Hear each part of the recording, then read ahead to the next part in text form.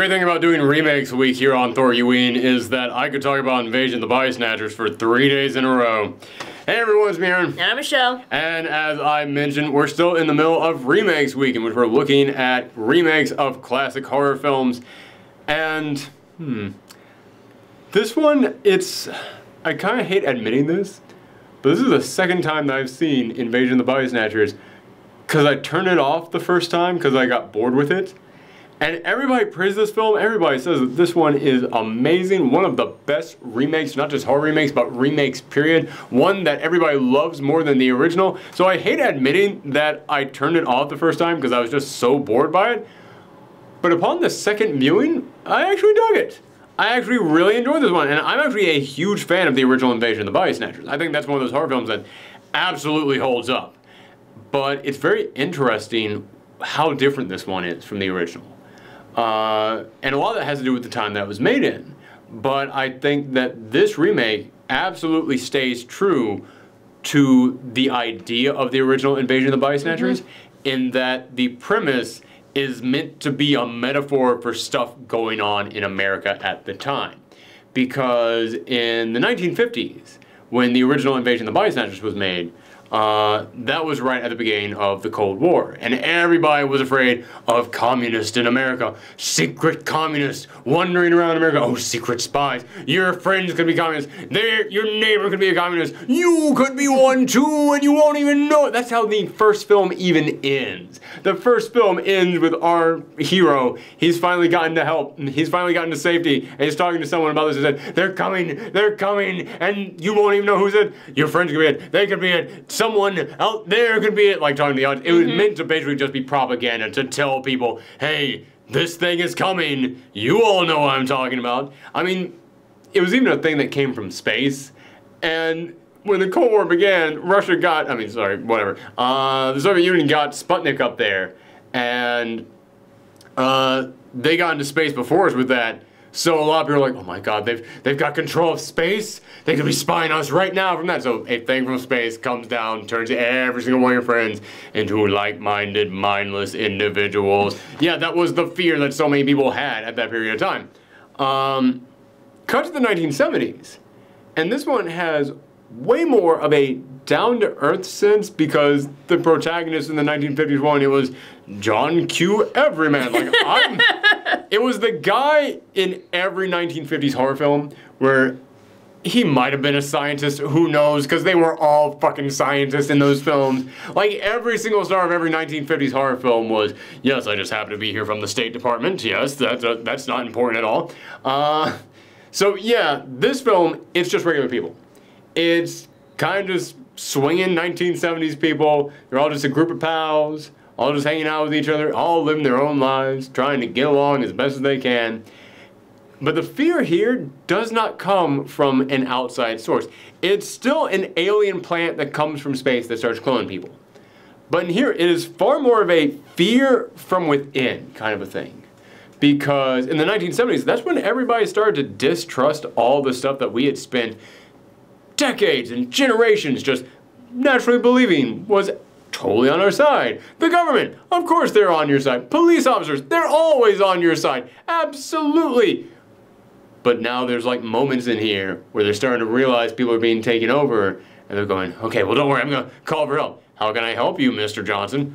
I didn't tell you my name. Like, you know, stuff like that. And they goes, well, we can't call the cops. Well, okay, I have a friend in the State Department. We're gonna call them up. It's like, are you freaking stupid? The State Department, the White House, everybody, they're all in on this thing. Yeah, the entire point of this film was basically to come in here and reflect this fear that people had of, yeah, everything around us is messed up, man. All that corruption that we thought was never going to touch America, it's been here all along, man. And I think that they do a great job with that. But they also do an amazing job, even if you don't want to read anything into this. Even if you don't want to read into the message of this film. This thing does an amazing job of just building up to what is happening in here. Because, as I mentioned, I originally turned this off because I was bored with it. The very first time that I watched this thing, turned it off, I could not get into it. It just did not affect me in any way. but that's because this thing has a slow burn. This is one of the slowest horror films I've ever seen, but not slow in that nothing is happening. It's slow in that subtle things are happening, and that one thing is happening over here. One thing is happening here. Oh, there's a little thing that you might have noticed back there. Okay. Like when this thing begins, we're following around Donald Sutherland, and he is a health inspector. Which I like that, because it's somebody who, A, would have access to labs, because you'll need someone who has access to labs, but it's not like a government scientist person who has the military budget behind him. It's like, no, very kind of meat and potato scientist. Pun intended? Not intended, but it just worked out like that. But it is just basically sort of the most blue-collar level of scientist that you could get. But it's also kind of a unique job, which makes him to stand out a little bit. But every single one of his friends, interesting, unique individuals. Every single one of them, you know, like one person works in the lab, another person works at a spa, another person, Jeff Goldblum, I'm not even sure what he does. I think he's a writer because he spends the entire film just being insanely jealous of Leonard Nimoy, who is another writer. So I can only assume that he's a less successful writer. But I do love that. I absolutely love the dynamic between Jeff Goldblum and Leonard Nimoy and how much he just hates that man's guts. So look, there's a moment in here. We're gonna start getting into spoiler stuff here, everybody. But there's a moment here after Jeff Goldblum's character has been taken over and Leonard Nimoy's character has been taken over, in which Leonard Nimoy is going, "Don't worry, you'll appreciate this. You want to be part of this." And Jeff Goldblum's like, "He's right. You should listen to him." And Donald Sutherland just goes, "You've never agreed with him on anything in your entire life." I love it. That's the thing that makes you go, no, that's how bad this is. That is how they've been taken over. Like, that is how little of their individuality remains at this point. It was actually kind of brilliant how they set that up to be a thing that pays off later on. But it's following this group of characters in this film. But you keep seeing in the beginning just little tiny bits of stuff happening.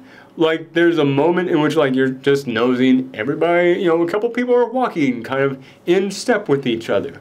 Or there's a moment where Donald Sutherland goes into the laundromat and hands some stuff off to this lady, and they have like this short little exchange, and then this man steps out of the bag. "Sir, are you a doctor?" "No, I work for the government though." "That's not my wife." "What? It looks like her." "That's not her." And then she comes out and she just starts standing there and like staring over at him, and then he just gets back to work. It's a very like brilliant little tiny thing in there. But it does let you know, like, yeah, other people have already started to feel it's like, you are not the first characters in here to experience this. You're not the ones with first-hand knowledge of this. It's already going on. It's already here, which again, I think really speaks to the message that this film is supposed to have about the changing views that people have on the country in the 1970s, because you look at that and yeah, there's other people here who they already see it, man. You're just kind of catching up to all this.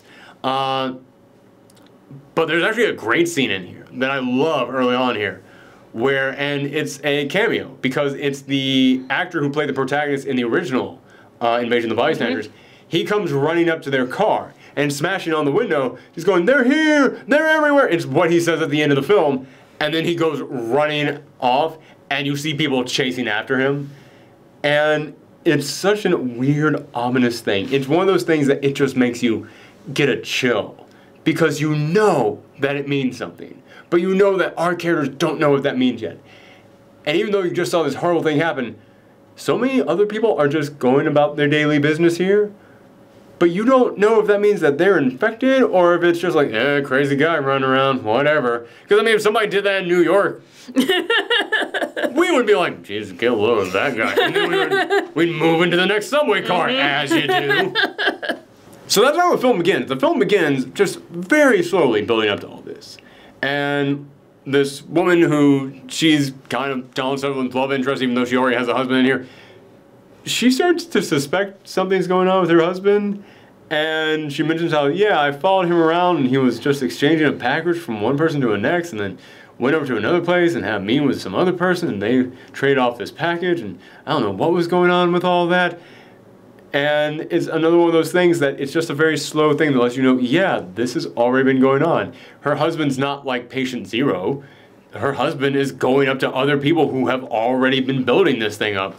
And I love that because when it finally gets to the moment where everybody has begun to realize what is going on in here, it just escalates incredibly quickly.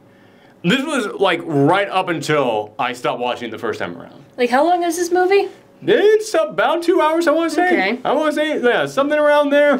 So yeah, I got about an hour into it, which is about when this thing really kicks into high gear. And it might feel like that's kind of a jarring pace, but I actually love that pace. Because, at least I do this time, like I said. It's like, I'm wondering, like, if the reason why you actually liked it this time around is because you knew about the slow burn. I knew to expect it. I think that's what it is. Yeah, like, if you watch this the first time around, no cuts or anything, would you complain about the slow burn in the beginning? It'd be hard to say. It would be, I really can't say how I would have felt about that beginning there. It's rough. But I can say that second time viewing it, knowing that that was coming, I really appreciated that they went that slow, simply because of how quickly it escalates after they get found, after they find out everything that's going on, after they discover the pod people in there. And let me just go ahead and say, the pods in here are chilling. The special effects on it are great because they were not afraid to get gross with this. When you see the pods starting to form people, you see like hairless, they almost look like hairless fetuses, except that they're adult size coming out. And yeah, they're just covered in goo and covered in veins and just coming out. But then you just see like the little tiny bits of hair forming on them, except it doesn't even look like hair, it just looks like fuzz. It almost looks like some weird layer of skin just peeling off to create like just this big layer of clouds over them, but they're plants, so maybe it's some kind of like weird pollen that's just covering them. It's great how they decided to approach this. I love that. So they, after it gets to that point where they realize what's going on, which it happens one night when they're all sleeping and they don't yet realize that it attacks you while you're sleeping, and one of them is asleep, Donald Sutherland, he's sleeping there, and you just see him just like slowly gain veins covering his body, just like tendrils from the plants covering him, and he's just completely out of it. And then you see his doppelganger just forming over there.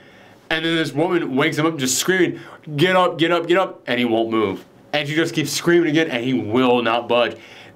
She has to keep screaming her lungs out before he finally just, what? Which lets you know that he was almost gone. And I love that. I love just how it makes you feel like you're trapped. If you fall asleep for a moment, you're gone. You can't just wake yourself back up out of that. He needed someone to help wake him up out of that. And there is this really messed up moment after that where he has to kill his own doppelganger. And it's bloody. It looks like he's smashing open an egg filled with blood. He's smashing into this thing and it's hollow inside, but it's still just like filled with blood inside. It's not afraid to get really grotesque with this. And when you think about the fact that this is body horror, you would have to do that. And when it comes to the original Invasion of the Body Snatchers, I remember it wasn't really pod people even. I mean, there were pods, but you never even really saw that. Like, there's a moment at the end of the original Invasion of the Body Snatchers where the woman who's been the love interest for our hero, she finally falls asleep, and then when she wakes up, if memory serves me right, it's not like there's another person there, it's just her. So it's almost like they just take over your body, so I don't even know what the pods are for. Here, no, it is something else that is coming out of it, and you gotta think, it is a human being that is growing out of a plant. There's gonna be some body horror stuff in there, and the opening credits of this thing are great for establishing that. Because this thing opens up with what looks like a microscope. It looks like you're just looking at DNA strands slowly forming and connecting and coming together. But then it also almost looks like some weird undersea organism, like some plankton thing is moving around there. It's great how it just goes, yeah man, your cells are being consumed here. It's gonna look weird, and I love that. I think they do a great job with that. But as I said, when it comes to the pacing, yeah, it's a slow burn. But you gotta realize, as soon as they know what's going on, everybody's gonna be in on them. Everybody's gonna be chasing them, and that's exactly what happens. This film ramps up quick from, what's that? Who can we trust? What's around every corner to, oh, everyone is coming for us now. Run! And this thing goes from 0 to 60 like that. And it just makes you realize how far gone everything is.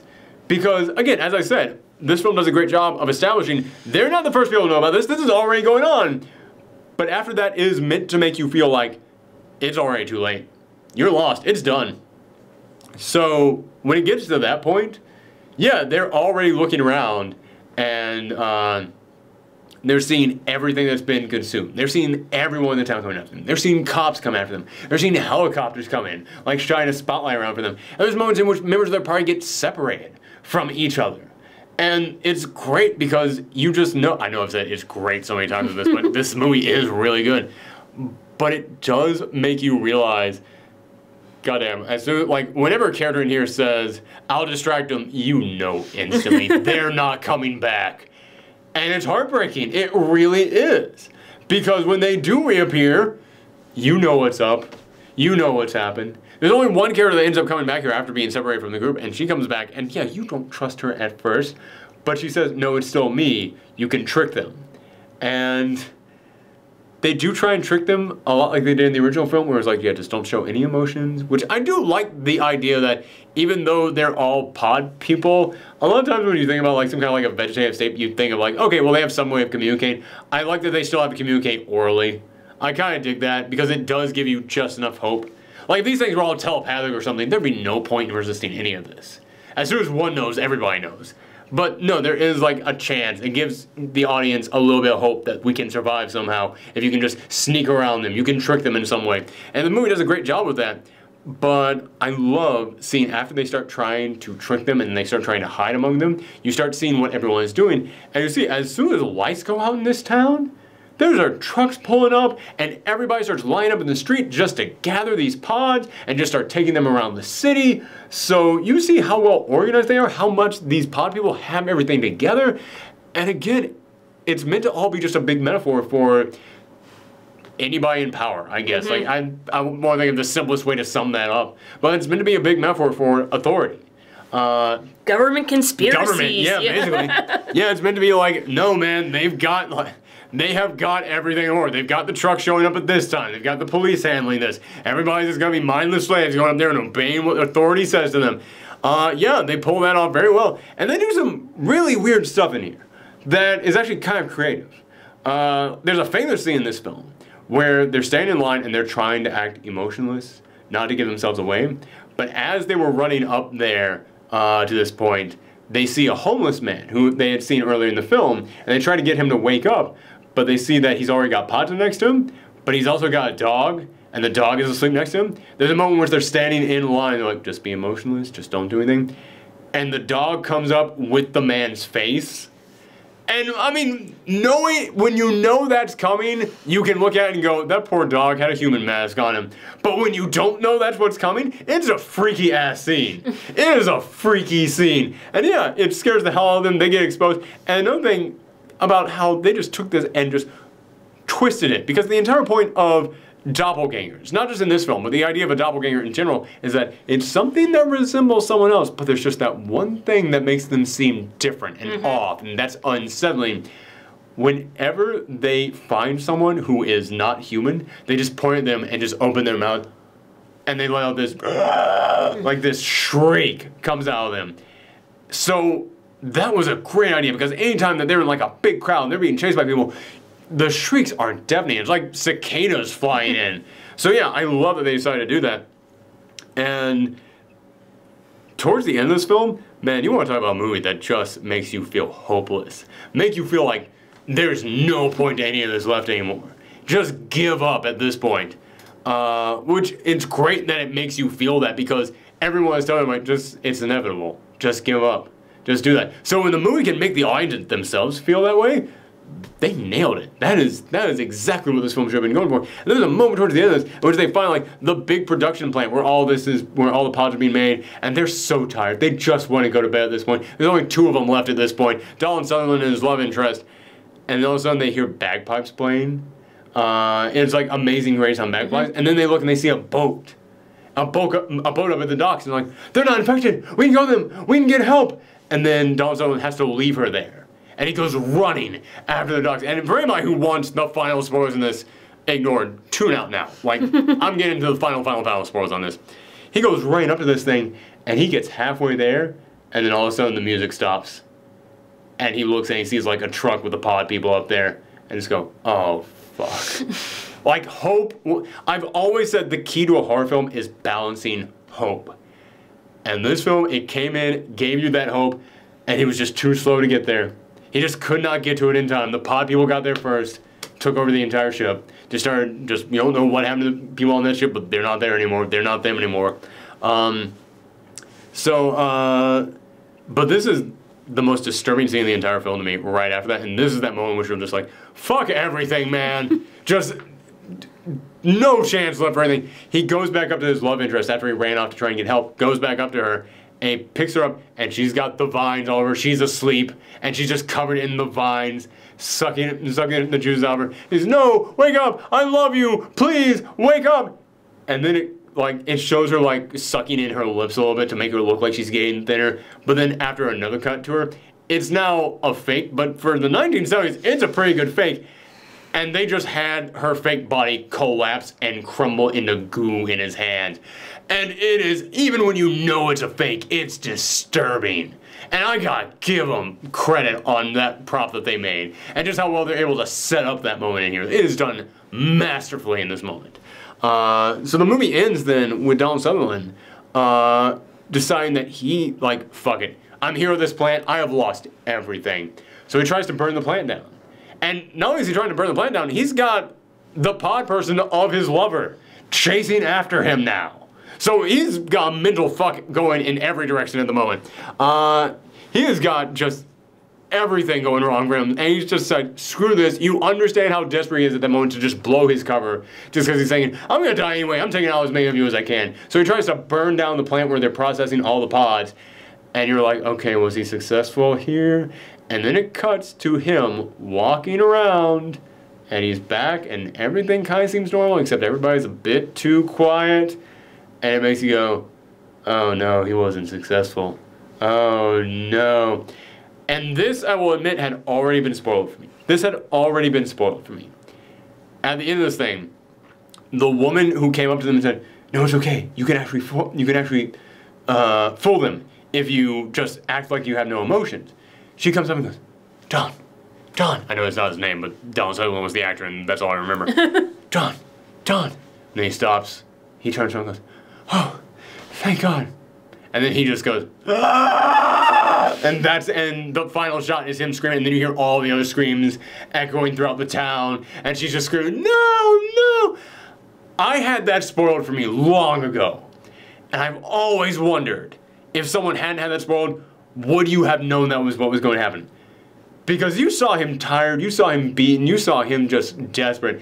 And now he's back in town, back walking through where he works, but no one's talking and no one is making any emotion. So I'm wondering if the audience would have thought, okay, he's trying to slip in and disguise himself in there, or if they would have known that he had lost.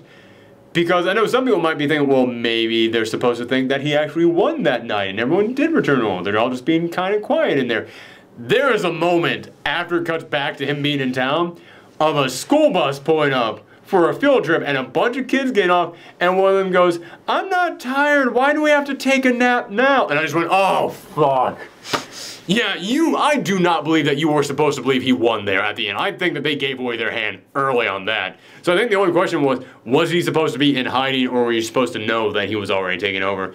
And watching it with the knowledge that he was already taken over, it's kind of obvious, but I'm wondering if that's just because I knew that he had already been taken over. So I'm going to be interested in hearing from the comments down below if that's what you guys already knew, for anybody out there who had already seen this thing. And for anybody who had not already seen this thing, sorry that I now did to you what had already happened to me. But yeah, this is the post-Shriek Out reaction. You know that we get into spoilers on this thing. Yeah, you kind of know what's coming, guys. You know to listen until it gets to that warning point, and I gave you the warning point. But yeah, I think this film is easily the best version of, I think I even started this review off by saying, I don't know if it's better than the original, but now I'm like, no, it is. It's better than the original. And you said there were like 3 remakes? There's 3 remakes, because there was one that was made in like maybe it was like the early 2000s with Nicole Kidman and James Bond, what the fuck is his name? Craig, something Craig. Man, cannot remember anybody's name tonight. But yeah, there was one made in the early 2000s with them in it, and then there was another one that was made not that long ago that I don't even remember. Yeah, I was doing research on remakes, and I saw that one pop up, and I just went, I have never heard of this one in my entire life, but apparently it got theatrical release. Man, that thing just came and went like that. But yeah, I have been interested in how good the Nicole Kidman one is, because I've heard it's fine. But I'm wondering if that's just because now it has to compete with two classics. Because it's rare that the original is a classic and the remake is a classic. So coming in here with the third one, it's kind of a crazy idea. So yeah, if you've seen this film, let us know what you thought in the comments down below. And we have got, what, 4 more days of remake week left? Wow, we're not even halfway through. So make sure that you come back for the rest of this week, and then we'll have another theme next week. Thanks for tuning in, everyone, and happy Halloween. Bye.